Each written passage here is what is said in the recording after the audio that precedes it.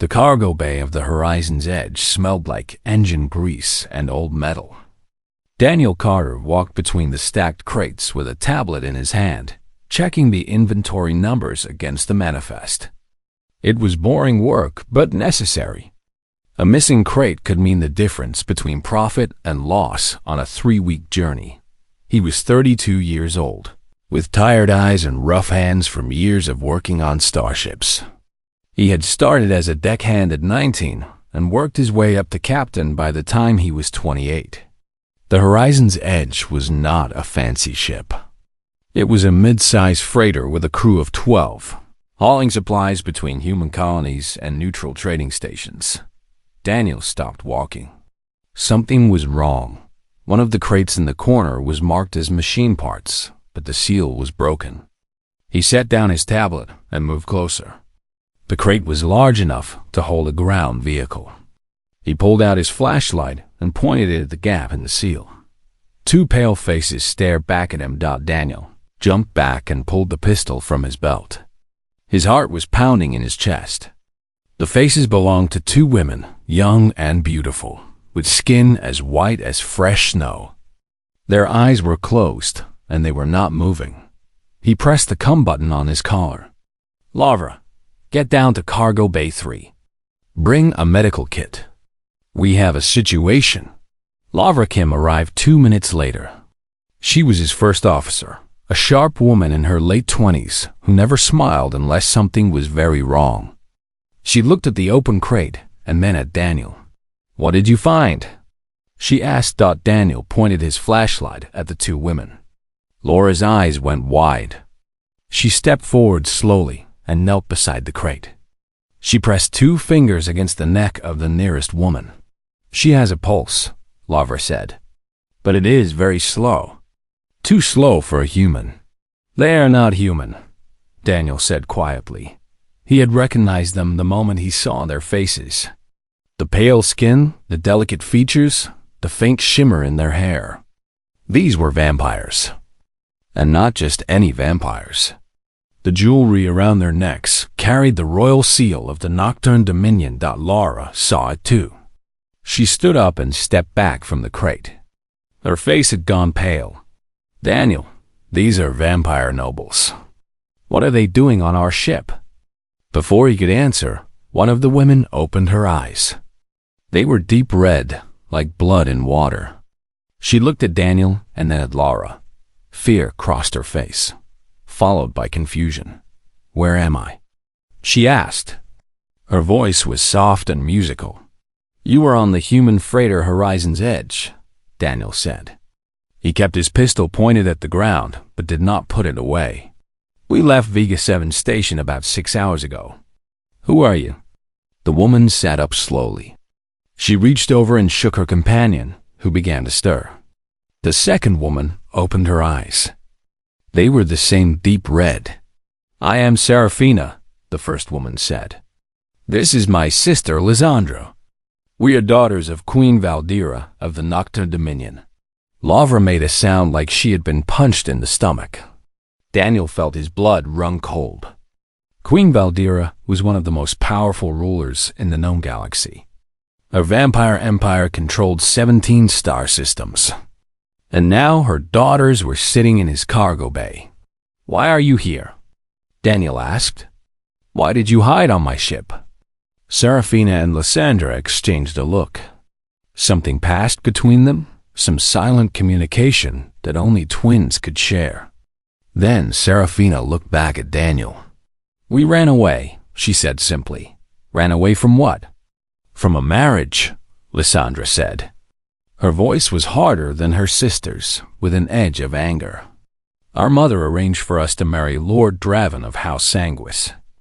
He's a cruel man who's killed 3 wives already. We refused, but our mother did not care. The alliance was more important than our lives." Daniel lowered his pistol. He looked at these 2 women, these vampire princesses who had been raised in palaces and served by thousands. They were afraid. He could see it in their eyes. They were afraid and desperate and alone. Lavra grabbed his arm and pulled him aside. She spoke in a low whisper.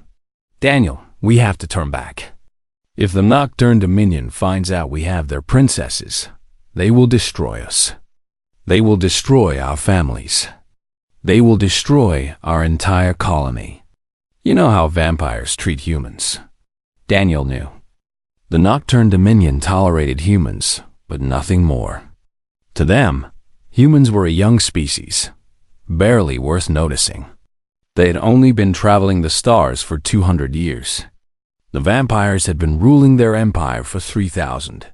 I know the risks, Daniel said. Then you know what we have to do. Daniel looked back at the two women. They were watching him with wide eyes, waiting for his decision. They knew their fate rested in his hands. One word from him, and they would be sent back to a life of misery and pain. He thought about his own life. He thought about all the times he had been told he was not good enough, not strong enough, not important enough. He thought about what it meant to be human in a galaxy full of ancient and powerful species. And then he made his choice. No, he said. Laura stared at him. No, we are not turning back. These women asked for help. They came onto my ship looking for safety. I am not going to hand them over to someone who wants to hurt them. Daniel, they are vampires. They are not like us. They are people who are afraid, Daniel said firmly. On my ship, that is enough. He walked back to the crate and held out his hand to Serafina. She looked at it like she had never seen such a gesture before. In her world, no one offered help to royalty. Royalty gave orders and others obeyed. Slowly, carefully, she took his hand. He helped her out of the crate and then helped Lysandra as well. The two princesses stood in the cargo bay, looking around at the worn metal walls and flickering lights. It was a far cry from their palace. You will help us? Serafina asked. There was wonder in her voice. Yes, Daniel said. I do not know how yet, but yes. You are safe here. Lavra shook her head and muttered something under her breath. But she did not argue. She had served with Daniel for 5 years.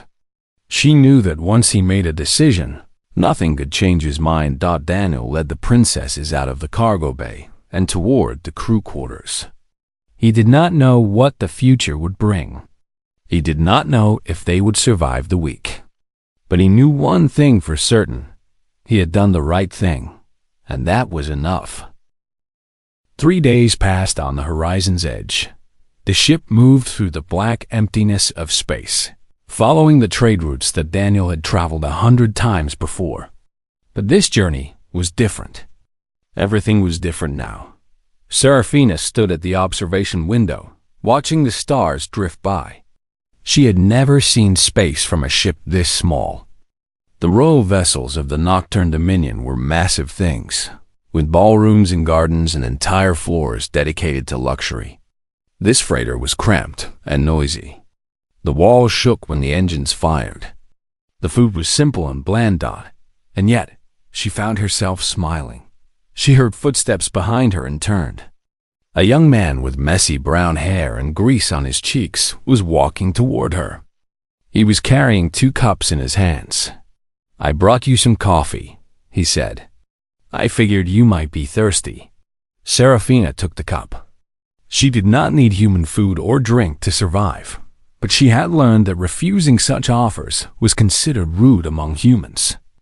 The young man's name was Kevin Price. He was the ship's mechanic, only 23 years old, but already skilled with machines. Thank you, she said. Kevin leaned against the wall next to her. He took a sip from his own cup and looked out at the stars. Pretty view, huh? It is beautiful, Serafina agreed. I did not expect a cargo ship to have such a large window. Captain Carter installed it himself, Kevin said. He says that no matter how hard the work gets, everyone deserves to see something beautiful at the end of the day. Serafina thought about that. In her mother's palace, beauty was everywhere, but it was cold and empty. The paintings were ancient and valuable, but they made no one happy. The gardens were perfect, but no one was allowed to touch the flowers. Beauty was a symbol of power, nothing more. Here, on this small ship, beauty was a gift shared with everyone. "Your captain is a strange man," she said. Kevin laughed. "Yeah, he gets that a lot." On the other side of the ship, Lysandra sat in the small room that served as the ship's library. It was really just a storage closet with a few shelves of books and a tablet loaded with human history files.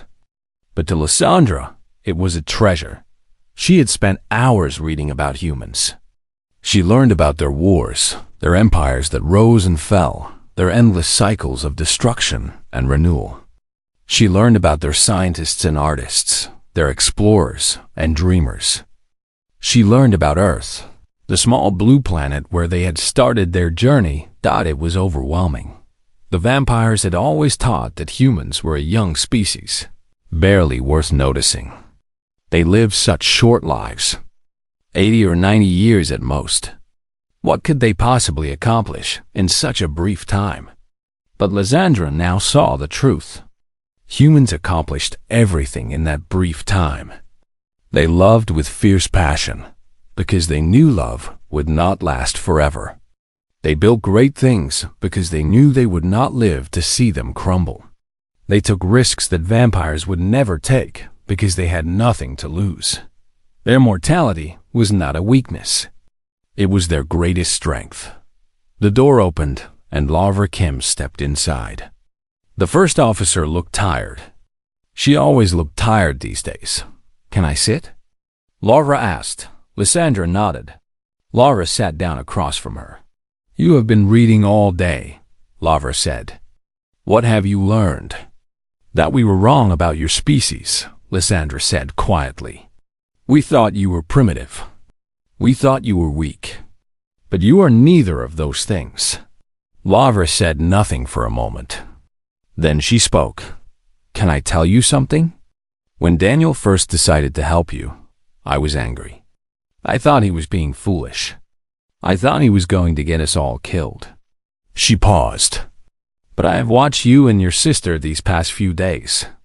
You are not what I expected either." "What did you expect?" "Cold," Laura said. "Arrogant. The vampires we have met before treated us like insects. They looked at us like we were beneath them." Lysandra felt shame burn in her chest. She knew exactly what Laura meant. She had been taught to look at humans that way her entire life. "I am sorry," she said. Laura shrugged.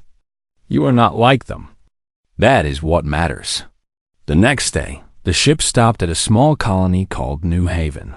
It was a mining settlement on a rocky moon, home to about 2,000 people. Daniel had a delivery for them, medical supplies and farming equipment. Serafina and Lysandra stayed on the ship, hidden from view. But they watched through the cargo bay cameras as Daniel met with the colony's leader, an old man named George. George looked worried. He explained that the colony had been hit by a bad season. The mines were not producing as much as expected.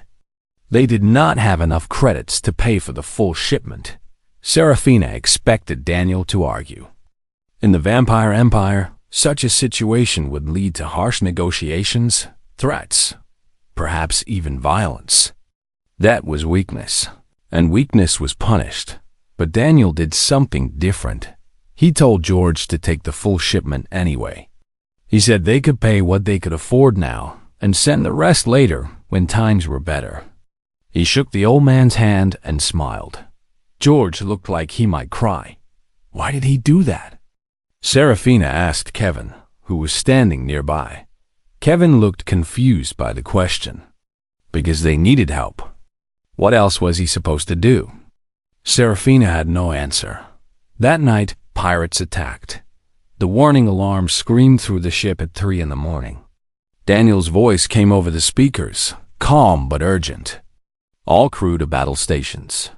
Serafina and Lysandra ran to the bridge. 2 pirate ships could come out of nowhere, fast and armed with weapons that could tear the horizon's edge apart. Laura was at the controls, trying to outrun them.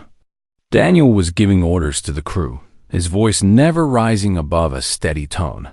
The first shot hit the ship's side. The whole vessel shook. Serafina grabbed a railing to keep from falling. She had never been in a real battle before. In the palace, she had been protected by armies. Here, there was only this small crew against 2 enemy ships. The pirates boarded through the cargo bay. Daniel grabbed a rifle and led a team to meet them. He did not hesitate. He did not show fear. He moved like a man who had faced death before and was not impressed. Lysandra followed him. She did not know why. She had never fought in her life. But something inside her refused to hide while others risked their lives. The battle was short and brutal.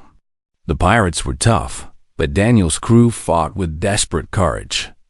They protected each other, covered each other, moved as one unit. In 20 minutes, the pirates were dead or captured. The 2 enemy ships retreated when they saw their boarding party had failed. But the victory came at a cost. Daniel was on the floor of the cargo bay, blood soaking through his shirt. A pirate's blade had cut deep into his shoulder.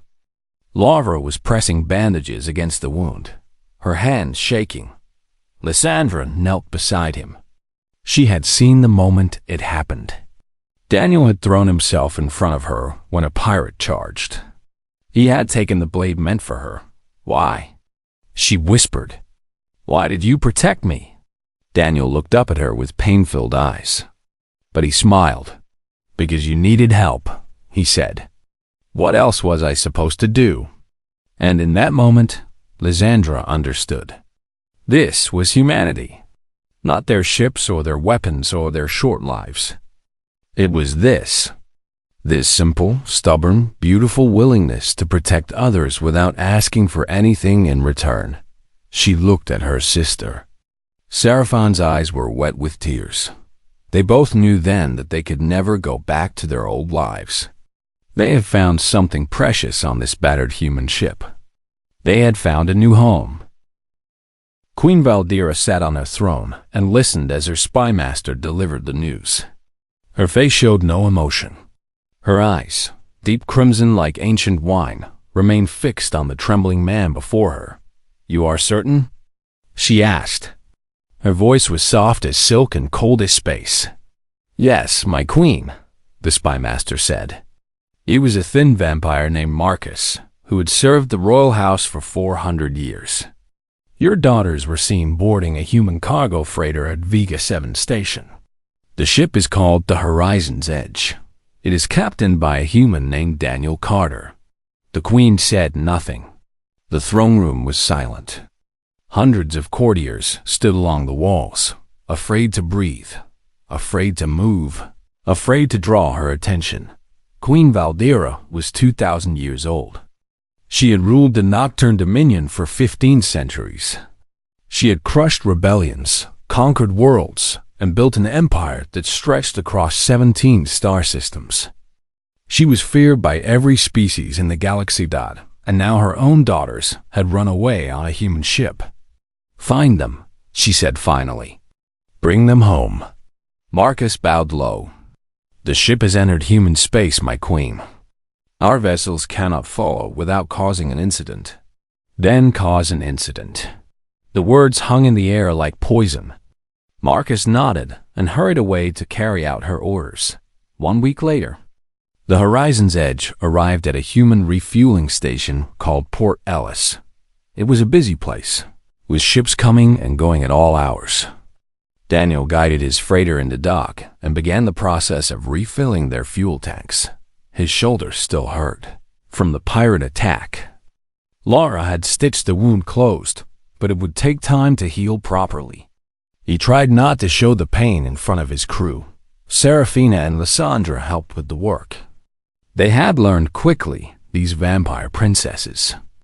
They carried crates and checked manifests and ate meals with the crew like they had done it all their lives.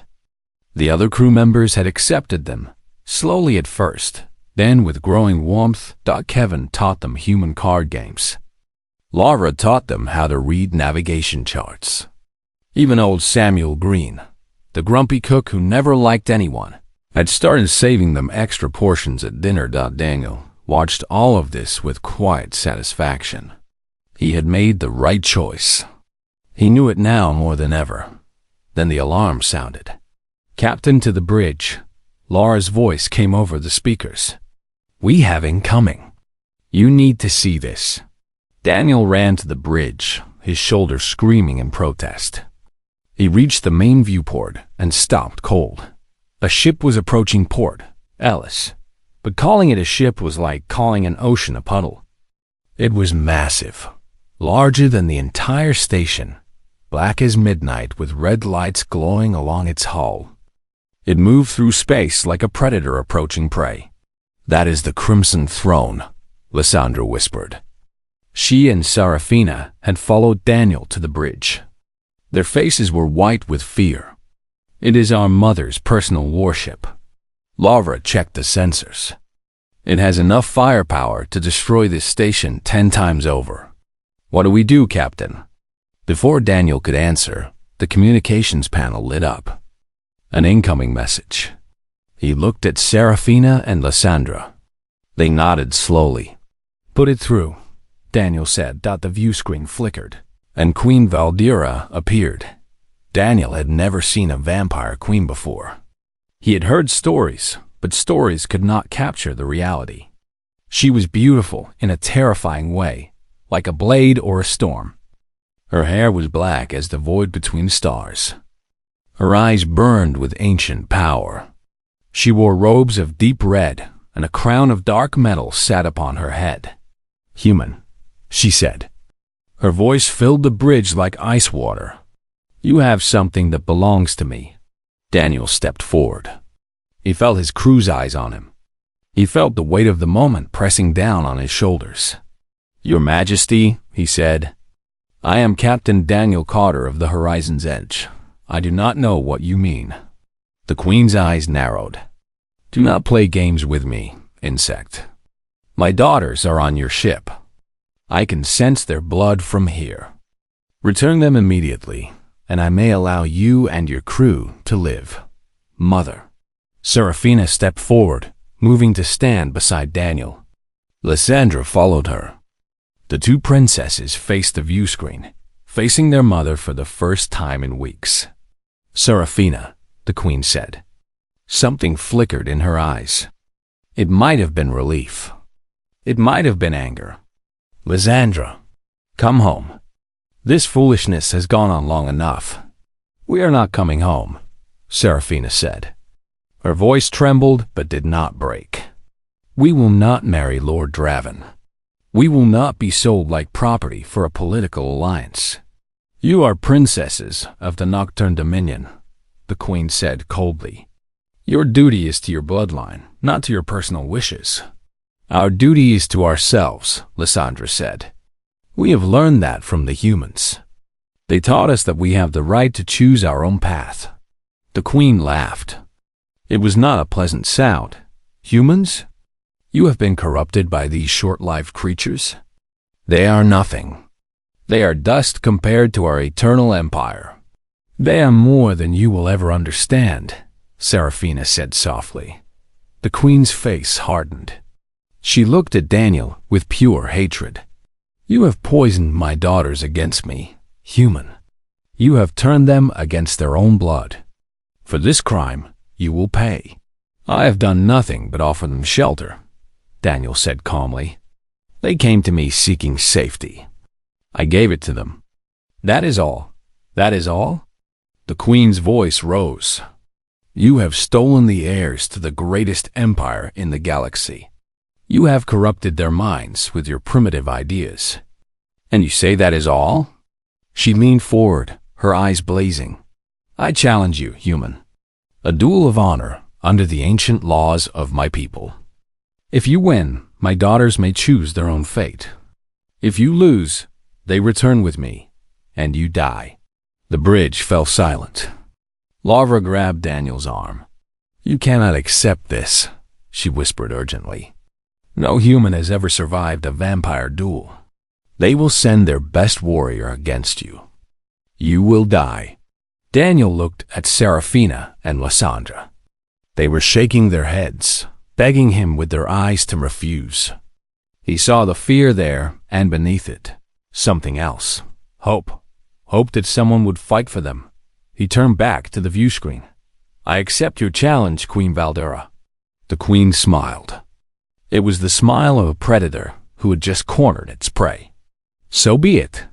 The duel will take place in 3 days on the observation deck of the Crimson Throne. My champion, Lord Corvinus, will represent me. He has killed over 300 opponents in ritual combat. I suggest you use these 3 days to make peace with whatever gods you humans worship. The screen went dark. Laura stared at Daniel in horror. Kevin had gone pale. Even old Samuel had stopped pretending to work on a console nearby. Daniel, Laura said, what have you done? Daniel looked at Serafina and Lysandra. Tears were running down their faces. I have given them a chance, he said quietly. That is all anyone can do. He turned and walked off the bridge, his shoulder throbbing with pain. In 3 days, he would face a vampire champion who had centuries of experience and strength beyond human limits. In 3 days, he would probably die, but he would not run. He would not hide. He would not abandon these 2 women who had trusted him with their lives. That was what it meant to be human. That was what it meant to be Daniel Carter. The observation deck of the Crimson Throne was enormous.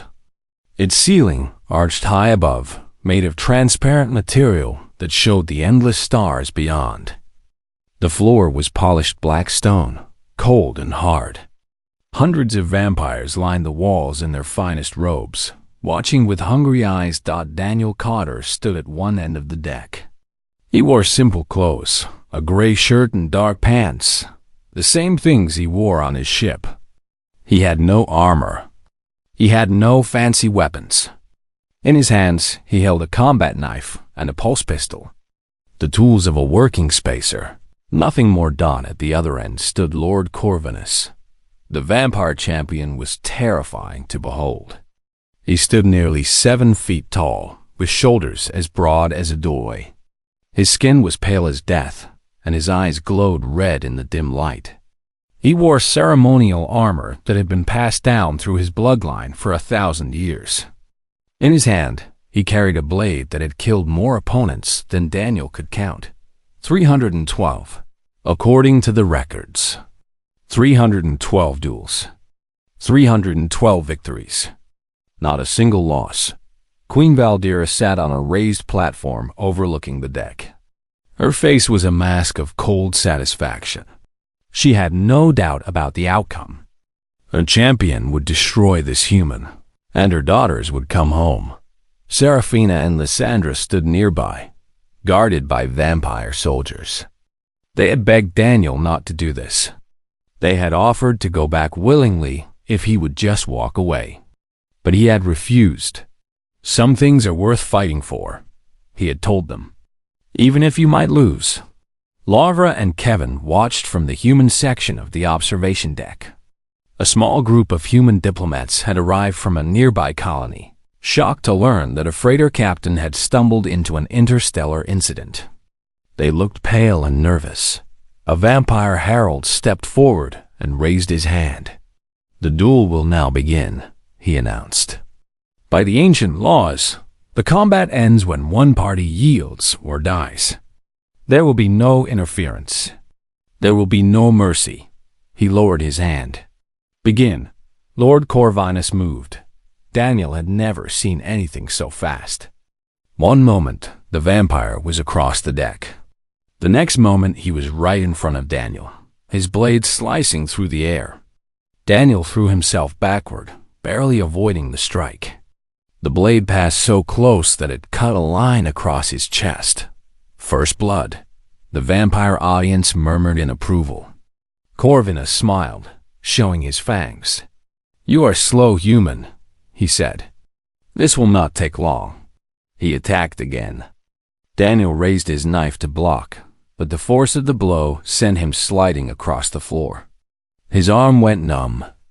Corvinus was stronger than any human could ever be. Daniel rolled away from the next strike.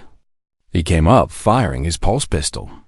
The shots hit Corvinus in the chest, but the vampire's armor absorbed them like raindrops. "Pathetic," Corvinus said. He moved again, a blur of motion too fast to track. His blade found Daniel's shoulder, the same shoulder that was still healing from the pirate attack. Daniel screamed as the wound reopened. Blood soaked through his shirt. He fell to one knee. The vampires in the audience began to laugh. Queen Valdira smiled. "Yield," Corvinus said. He stood over Daniel, his blade pointed at his throat. "Yield, and I will make your death quick." Daniel looked up at the vampire champion. His vision was blurring from the pain. His shoulder was on fire. Every breath hurt, but then he looked past Corvinus. He saw Serafina and Lysandra. He saw the tears on their faces. He saw the hope in their eyes, the desperate, impossible hope that somehow, he might win. He thought about all the things they had talked about on his ship. He thought about what humanity meant to these two women, who had lived their entire lives being told they were better than everyone else. He thought about what it would mean if he gave up now. Daniel stood up. Corvinus looked surprised. "You still stand?" "Most impressive, but pointless." He swung his blade. Daniel ducked under it, using his smaller size to his advantage. He slashed with his knife, catching Corvinus across the arm. Vampire blood, dark as oil, dripped onto the floor. The audience went silent. Corvinus looked at the wound on his arm. His eyes narrowed. "You cut me," he said. There was something in his voice now, something that had not been there before. Respect, perhaps. Or anger. "I did," Daniel said. His voice was rough with pain, but steady. "And I am going to do it again." The duel continued. Corvinus attacked with renewed fury, his blade dancing through the air like lightning. Daniel could not match his speed or strength. He took cuts to his arms, his legs, his back. Blood covered him like a second skin. But he did not fall. Every time Corvinus knocked him down, he got back up. Every time the vampire thought he had won, Daniel found a way to continue. He fought dirty, throwing debris, using feints, never standing still long enough to be an easy target. The vampire audience had stopped laughing. They watched in stunned silence as this human refused to die. Queen Valdira leaned forward in her seat. Her mask of cold satisfaction had cracked. Something else showed through. Uncertainty. "Why do you keep fighting?" Corvinus demanded. He was breathing hard now, something vampires rarely did. "You cannot win. You must know that." Daniel spat blood onto the floor. "I am human," he said. "We do not know how to quit." He raised his pistol and fired at Corvinus's face. The vampire moved to block, but Daniel had been watching him for 20 minutes now. He had learned his patterns. The shot hit Corvinus directly in the eyes. The vampire screamed, blinded for a moment. Daniel charged forward with all the strength he had left. He drove his knife into the gap between Corvinus's armor plates, right under his arm. Corvinus fell. The observation deck was silent. Hundreds of vampires stared in disbelief. Their champion, undefeated for 3 centuries, lay on the coal-black floor with a human knife in his side. Lord Corvinus tried to rise. He got to one knee, then collapsed again. The wound was not fatal. Vampires were hard to kill, but he could not continue fighting. The herald stepped forward. His voice shook as he spoke. "The duel is over. The human is victorious." For a long moment, nobody moved. Then Lara screamed Daniel's name and ran onto the deck. Kevin followed her. They caught Daniel as he collapsed, his body finally giving in to the damage he had taken. Serafina and Lysandra broke free from their guards and ran to him as well. The vampire soldiers did not try to stop them. They were too stunned to react. Daniel looked up at the 4 faces above him. Lavra, angry and crying. Kevin, pale with shock. Serafina and Lysandra, their red eyes wet with tears of joy. "Did we win?" Daniel asked weakly. Yes, Lysandra said. She was holding his hand, squeezing it tight. You won. You stupid, brave, impossible human. You won. Daniel smiled. Then he passed out. On her platform, Queen Valdira sat in perfect stillness. She watched as the humans carried their captain away. She watched as her daughters followed them without looking back. She had lost. For the first time in centuries, she had lost. And something inside her, something old and cold, began to crack. Daniel woke up in a bed he did not recognize. The sheets were soft, softer than anything on his ship. The room was large and quiet, with dim lights and elegant furniture. For a moment, he thought he was dead. Then the pain hit him, and he knew he was very much alive. He tried to sit up and gasped. His entire body felt like one giant bruise. Bandages covered his arms, his chest, his shoulders. He could barely move. Do not try to get up. He turned his head. Serafina sat in a chair beside his bed. She looked tired but beautiful, her pale face soft in the low light. Where am I? Daniel asked. The medical wing of the Crimson Throne, Serafina said. Our mother ordered her doctors to heal you. You have been asleep for 2 days. Daniel blinked. Your mother? I thought she wanted me dead. Serafina smiled slightly. She did, but the duel changed things. By defeating Lord Corvinus, you won more than just our freedom. You won her respect. Daniel was not sure how to feel about that. He closed his eyes and took a deep breath. His shoulder throbbed in protest. How is Corvinus? He asked. Alive, Serafina said. He will recover, but his pride is wounded beyond repair. No vampire has ever been defeated by a human before. I got lucky. No, Serafina said firmly. You fought with everything you had. You refused to surrender even when it seemed impossible. That is not luck. That is strength. The door opened and Lysandra entered, followed by Laura and Kevin. They rushed to Daniel's bedside, their faces bright with relief. You are awake, Laura said. She looked like she wanted to hug him and punch him at the same time. Do you have any idea how worried we were? Sorry, Daniel said weakly. Kevin grinned. Man, that was the craziest thing I have ever seen. You actually beat a vampire lord. People are going to be talking about this for years. Great, Daniel muttered. I always wanted to be famous. The door opened again. This time, the room fell silent. Queen Valdira entered. She was as terrifying as Daniel remembered. Her presence filled the room like cold water. Everyone stepped back except Serafina and Lysandra, who moved to stand beside Daniel's bed. The queen approached slowly. Her eyes, ancient and unreadable, studied Daniel for a long moment. Human, she said finally. Daniel Carter. Your Majesty, Daniel replied. He tried to bow but could not move enough. Thank you for the medical care. I did not do it out of kindness, the queen said. I did it because you earned it. She was silent for a moment. When she spoke again, her voice was different. Softer, somehow. More uncertain. My daughters tell me that you risked everything to protect them. That you asked for nothing in return. That you treated them as equals even though you knew what they were. Yes, Daniel said simply. Why? The question hung in the air. Everyone waited for his answer. Daniel thought about it. He thought about all the choices that had led to this moment. The choice to help 2 strangers. The choice to fight against impossible odds. The choice to believe that some things were worth more than survival.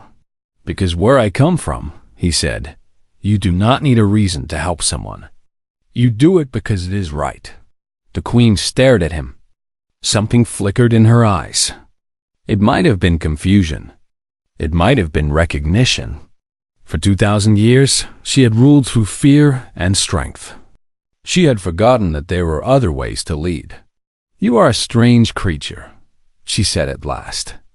I have met many species in my long life. None of them were like you. We get that a lot, Daniel said to everyone's shock. The Queen laughed.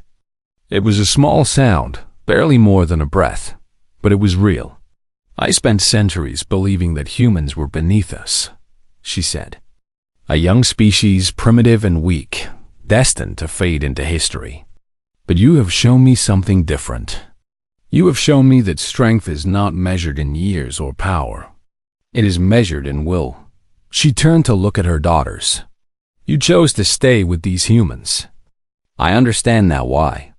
You found something among them that our empire could not give you. Mother, Seraphina started, but the Queen raised her hand.